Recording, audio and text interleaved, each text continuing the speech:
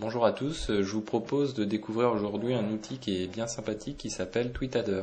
Donc, Tweetadder, en fait, pour les personnes qui utilisent Twitter, qui sont déjà des marketeurs quasi professionnels, ils le connaissent bien. D'autres personnes trouveront en tout cas une utilité à cet outil, puisqu'il réalise déjà ce qu'on appelle le mass follow. Bon, on reviendra une autre fois sur ce principe. Le mass follow consiste à aller toquer à la porte d'une personne en disant « je suis votre ami » et en espérant que cette personne revienne vers vous en s'abonnant et en devenant follower de votre compte, en fait. Et puis ainsi de suite, plus vous avez de followers, en fait, et plus votre compte devient, entre guillemets, influent et reconnu aux yeux de la communauté Twitter. Donc du coup, vous gagnez de plus en plus de followers. Alors Tweetadder vous permet de faire, en quelque sorte, un mass follow, mais qui est bien meilleur qu'un mass follow, en fait, puisque c'est un mass follow quantitatif et qualitatif et de manière automatisée, en fait.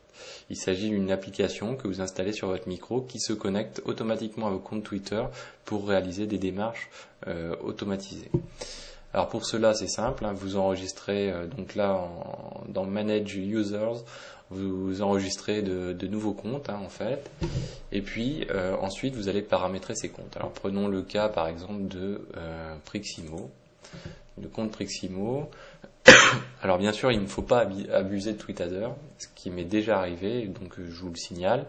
Vous avez une partie ici qui va vous permettre tout simplement de préciser et d'établir une liste en fait de potentiels followers, de personnes qui sont sur vos thématiques. Alors vous voyez, donc il y a une partie, soit vous rentrez manuellement la liste en fait, soit vous allez provoquer une recherche multicritère en fait, en indiquant par exemple des mots-clés, tout simplement. Donc moi je l'ai mis sur immobilier, logement.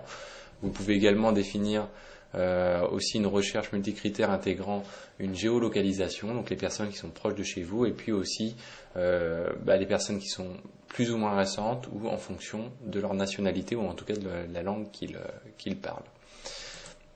Vous pouvez aussi faire des recherches un petit peu différentes. Vous avez aussi un mode de recherche qui est assez intéressant. Vous indiquez ici le nom d'un compte Twitter et vous recherchez l'ensemble des followers en fait de ce compte et vous allez pouvoir piocher, donc l'ajouter à votre liste de personnes auxquelles vous allez toquer à la porte entre guillemets. Et inversement, il y a aussi les personnes qu'un compte suit pour lequel vous allez pouvoir aussi les ajouter à votre liste. Donc tout cela va faire une liste en fait. Donc c'est extrêmement intéressant. Ensuite, la deuxième approche du paramétrage, c'est en fait comment vous allez fonctionner. Donc vous avez la possibilité en fait d'automatiser la possibilité de lancer des follow en fait ou les lancer de manière ponctuelle.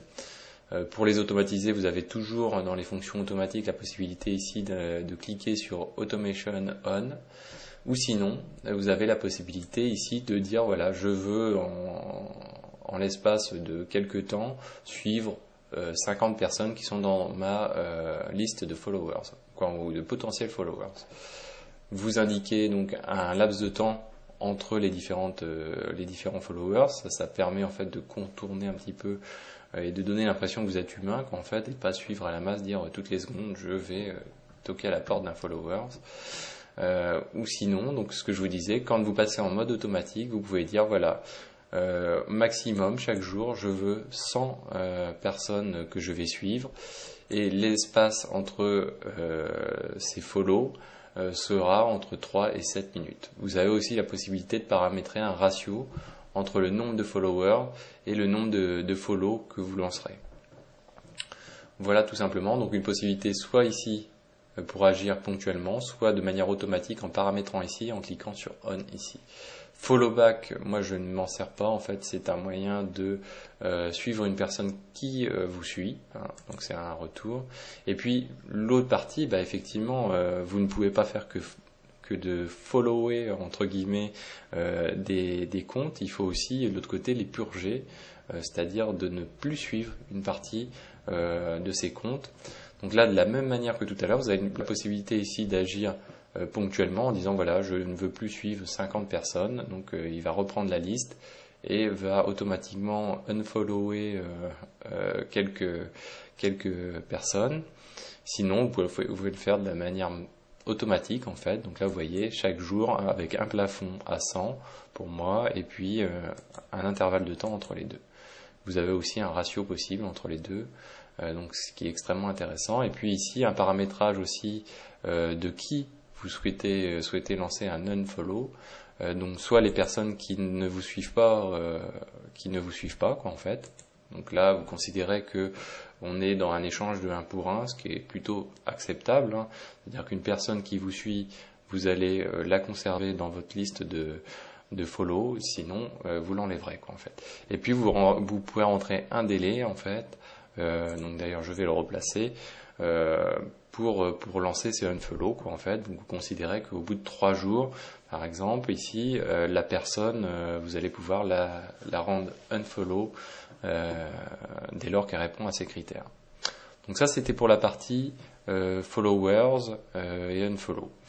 Ensuite, on reviendra une autre fois sur la partie tweet qui permet de rendre actif votre compte ainsi que la partie messages. Voilà un petit peu, on a fait le tour pour aujourd'hui des fonctions, on va dire, essentielles et primaires de TweetAdder. Je vous dis à très bientôt sur Preximo pour découvrir d'autres fonctions de TweetAdder.